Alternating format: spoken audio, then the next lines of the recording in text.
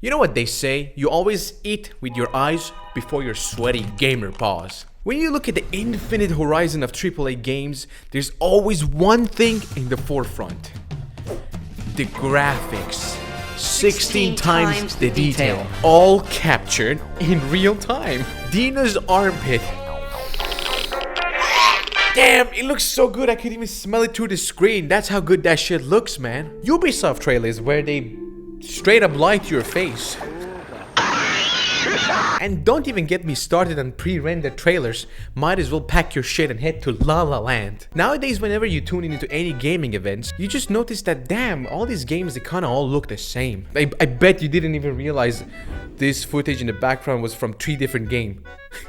They probably all share the same engine anyway. But to understand how far we came with the graphics, I'm gonna do what every dogshit commenter YouTuber does, me included, and I'm gonna say we need to go back to the first iteration of gaming, Tennis for Two, the granddaddy of gaming. Released in 1958. I don't know, that's like 58 Fortnite seasons ago. That's a really long time, man. It released in a time that you could still smoke in a restaurant, man. Good old times, dude. Good old times.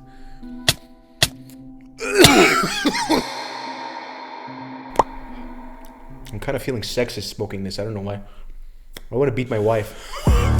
Created by a guy named William Higginbotham. Oh, blimey, I didn't know you were posh like that. I don't know if that guy is British or not. It ran on an analog computer and it was displayed on an oscilloscope. What the hell? There's some shit that looks straight out of Fallout. I don't know what the fuck is that. Mom, get out! I'm gaming on my oscilloscope. Can't you see? Mortal Kombat!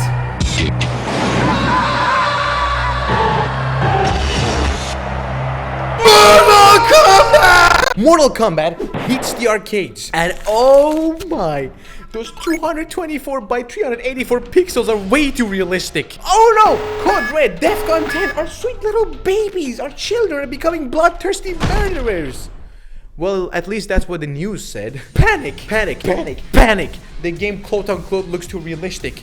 Sub-Zero just ripped somebody's pelvic bone out. What are we gonna do about it? People freaked out so much that even the government got involved, which gave birth to ESRB rating. Could you believe that? You know that little goofy box on the bottom left of the every game cover that we all lied about when we wanted to buy GTA with our parents? Yeah, that thing. But Dad, I swear, it's only because of drugs and violence, and it's not because of them calcium cannons. I swear to God, Dad, I'm definitely not gonna go to the strip club first chance I get. And don't lie to me.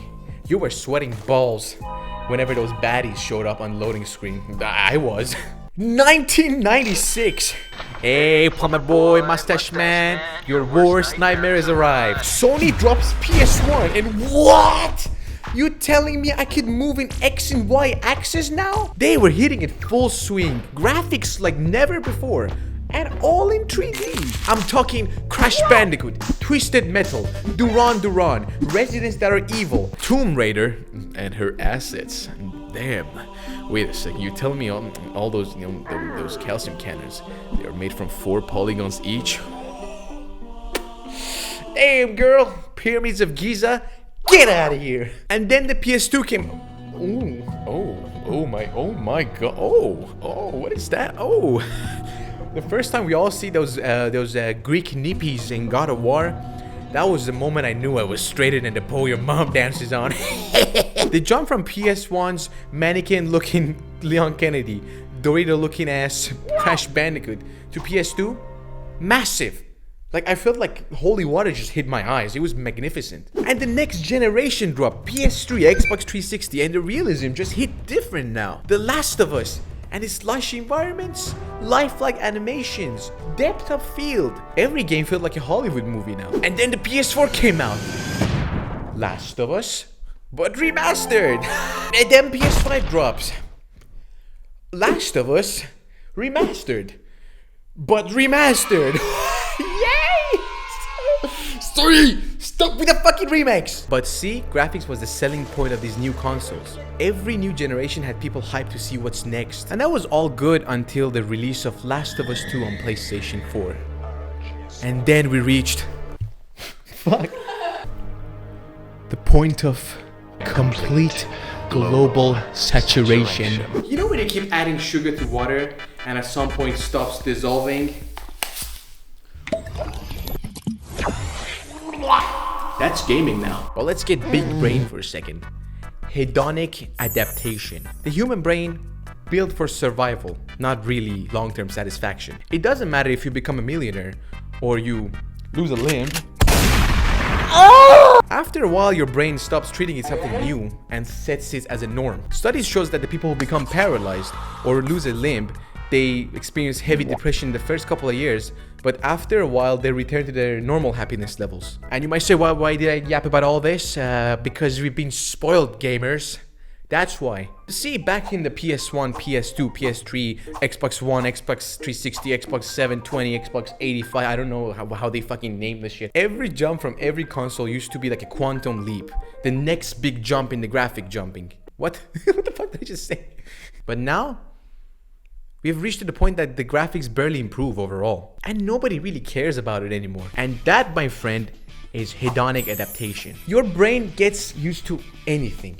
Whether it's your first Fortnite win, or become a millionaire, or better yet, buying an air fryer, or staring at Ultra HD Joel with the individual hair strands and nose pore. No matter how mind-blowing is something at first, well, it eventually just becomes normal. You won't probably remember this because you're a fetus now, but when the PS2 dropped, we were like, damn, that's so amazing. And the PS3 dropped and we were like, oh my god, that's real life. Nathan Drake? Damn, oh my, Nathan Drake, that looks so good. And the PS4 dropped and it was like, yeah, that looks really nice. Good job, that's pretty good. But now, PS5, PS5 Pro, can you really tell the difference? Graphics have hit a ceiling now, where we've reached a point that they aren't improving in a significant way anymore. This level of detail, now that's just the norm. Nobody watches a trailer nowadays and say, damn, that looks so realistic. It's like, yeah, that's normal. Then don't get me even started with PS5 Pro, man. Can you see the difference between these two images? If you look closely, yeah, that's right. The only difference is the $250 upgrade from your pocket. That's right. Graphics are like a double-edged sword. On one side of the sword, we got, damn, I love how my horse balls shrink in the cold. And he looks so, look at that, he looks so. But on the other edge of the sword is a 50 caliber sniper constantly fucking shooting the gaming industry in the foot. Because while technology keeps improving, the cost of making video games skyrockets through the roof. Let's compare budgets real quick. We got GTA San Andreas from 2004 with a 50 million budgets and 2 years of development. And then we have Red Dead Redemption with a whopping 540 million budget and 8 years of development. Jesus Christ, man. At this rate, by the time GTA 6 drops, I don't know, Rockstar needs to probably port GTA Online to Sega Genesis with their shark cards to be able to pay the bills for GTA 6. Those horse balls and them jiggle physics are getting too expensive. Games today aren't just this bunch of devs in their basement creating magic. Now we have motion capture, sound design, game design, art direction, voice acting, face capture, feet capture. That's right, Kojima, I see what you're doing there, you little dirty boy. My little Tarantino. And with the games taking longer and longer to make, studios have to play it safe if they don't want to go bankrupt like so many studios nowadays. Instead of taking risks, studios are forced to make remakes of old games, pump out safe sequels, stick to proven formulas, or another cash grab live service games like a sea of live service games. Meanwhile, back in the PS2 era, we got so many new IPs because these studios weren't chained to these AAA budgets nowadays. They could experiment and do all sort of things and see what could stick. If Santa Monica made a game like Kinetica and it flopped, well fuck it, we're gonna make God of War next. But now, the experimental spirit have moved to the indie studios because they focus more on gameplay, art style, and fun rather than how many strands of pubic hair a character has. Talking about art style, something many people confuse it with good graphics or even animation. So let me explain it in Fortnite terms, for real skibidi toilet style. Take Fortnite as an example. The game looks cartoony as hell, but it doesn't really mean it has bad graphics. It's just the game's art style. And no matter what IP Epic Games gets its greasy hands on it, it converts really well to the Fortnite style and its art style. I mean, look at Sub-Zero. It looks better than the games itself somehow. And we got poor Johnny Silverhand trapped in a Fortnite multiverse, forced to hit them dank emotes because Arasaka decided to upload his engram to the Epic servers for him to suffer forever. Best way to explain art style versus graphics? Rush Hour 4 versus Ghost of Tsushima. Two samurai games released 5 years apart. While Ghost of Tsushima had me like, Jin Sakai, Osama Bey is on the attack. Every inch of the game was dripping with the sauce. The lighting, the graphics, the skybox, those 1v1 fights. Oh my god, pause the game at any moment and you got yourself a wallpaper right there. It's so magnificent. Meanwhile, Assassin's Creed Shadows. They slapped some cherry blossom, some Japanese temples, and they called it a day. It's okay, don't get me wrong, it looks nice, but you know what it lacks? It lacks the sauce, aka art direction. It just looks kind of generic like every Ubisoft game. Look at indie games. Some of them intentionally imitate the PS1 graphics as an art style, and it just works. There's something unsettling about those black bottomless pits and those chunky low poly textures. It looks good, I don't know why. Take Mouthwash as an example. Its PS1 retro graphics makes it 10 times creepier and gives it so much style. All of these just works. Thanks, Lord Howard. Or even look at all these like 8-bit games. I mean, look at Undertale. Or this cool new indie game that just came out that is called The Dark Queen of Mirthalom. I don't know how to spell that, to be honest. But the concept is just so cool because you play as the boss fight in this game. You know those Dark Souls boss fight, and you have to always wait in your throne room until the hero comes and you kill it until eventually the AI learns your moveset and kills you. And such a cool concept, to be honest. But the graphics, they're 8-bit. They're not realistic per se. The best comparison between realism and art style could be even seen in Call of Duty. I mean, take Call of Duty Black Ops 3 and Black Ops 6. Of course, Black Ops 6 has this really lifelike, super sexy textures, 4K. It looks nice, but it lacks the sauce, as I said. Or From Software's entire catalog. Ew! What is that? That texture, it's pix. Ew, that's disgusting. But wait, look at that, man. Look at that shit. That looks majestic. The art direction is so breathtaking that it doesn't even matter. I mean, Bloodborne is 10 years old, but still looks 10 times better than all these hyper-realistic modern games that are coming out right now. Because it has art direction. Extreme.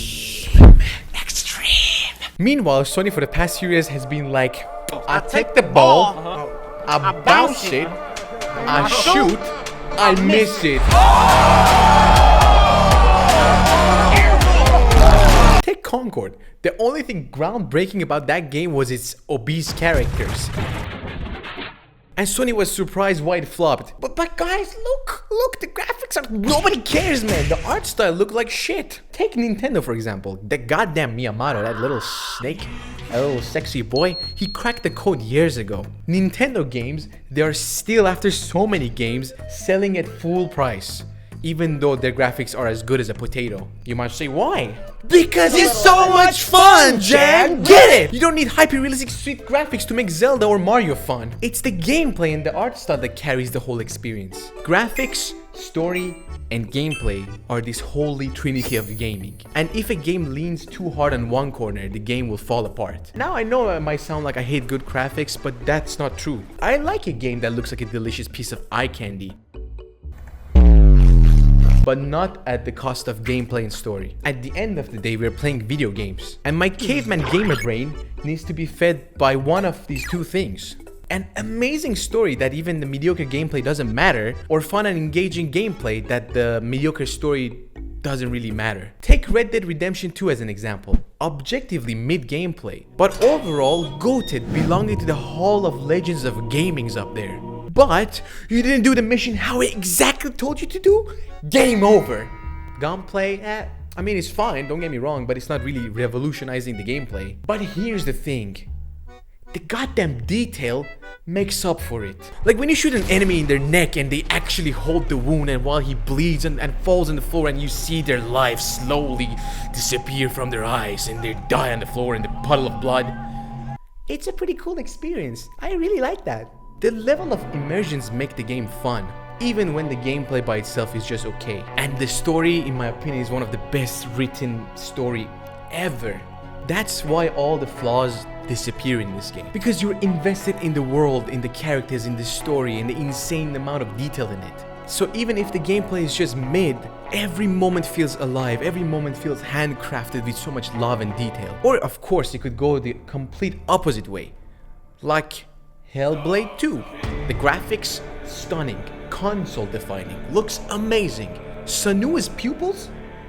Looks better than real life, to be honest. I've never seen a person with this sexy of a pupil. But the gameplay,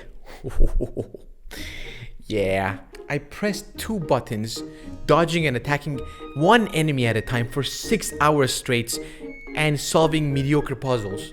By the end, the game had me feeling schizophrenic. And you know what's the funniest thing? I was playing the game on mute.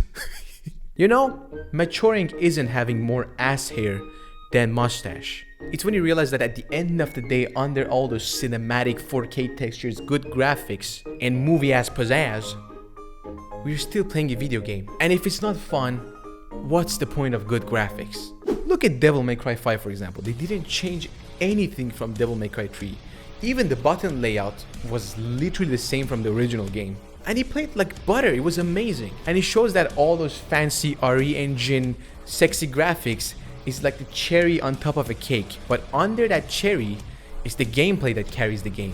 Now, I'm not saying I hate good graphics, and obviously we cannot go backwards, but let's be real, it's taking a toll on the industry. Look at Suicide Squad. It lost Warner Bros. A whopping $200 million because he focused on the wrong things. The game looked good, but it failed miserably because it wasn't fun. More games should take note from more games like this whole Soul series, focusing more on gameplay and world building and no fluff, just pure fun. Or games like Hades, beautiful, but purely gameplay first. And many more games like this. I can't name all of them. What I'm trying to say is that not every game needs to be Last of Us 2 or God of War. Because at the end of the game, if the game doesn't stick with you, what is the point of all these fancy-mancy graphics? What was all this detail for?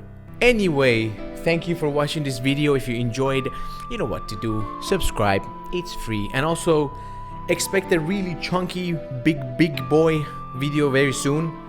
Well, not really, probably in a couple of months because, you know, those videos takes a long time to edit and produce. But anyway, until next time, and thank you for watching, boss. See you later.